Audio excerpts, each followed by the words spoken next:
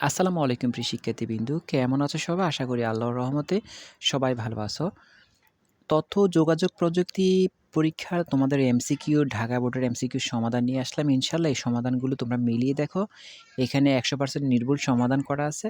তো তোমার কয়টা হয়েছে সেটি কমেন্ট করে জানিও। আর পরবর্তী পরীক্ষা হচ্ছে তোমাদের গণিত পরীক্ষা। গণিত পরীক্ষার সাজেশন আমরা ফ্রিতে তোমাদের দেওয়ার চেষ্টা করব ইনশাআল্লাহ। সেজন্য অবশ্যই আমাদের চ্যানেলটিকে সাবস্ক্রাইব করে রাখো। কারণ আমাদের দেওয়া সাজেশন থেকে আলহামদুলিল্লাহ যথেষ্ট পরিমাণ কমন পড়তেছে। আর আমাদের দেওয়া গণিত সাজেশন থেকে মাদ্রাসা বোর্ডে প্রায় 100%ই কমন পড়েছে। এটা আল্লাহর রহমত। তো তোমরাও কমন পাবে। সেজন্য অবশ্যই চ্যানেলটিকে সাবস্ক্রাইব করে আমাদের সঙ্গেই থাকো।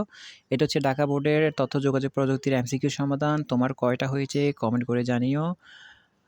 পরবর্তী কোন সাজেশন চাও আর তুমি কোন বোর্ড থেকে আমাদের এই ভিডিওগুলো দেখছো সেটি অবশ্যই জানিও।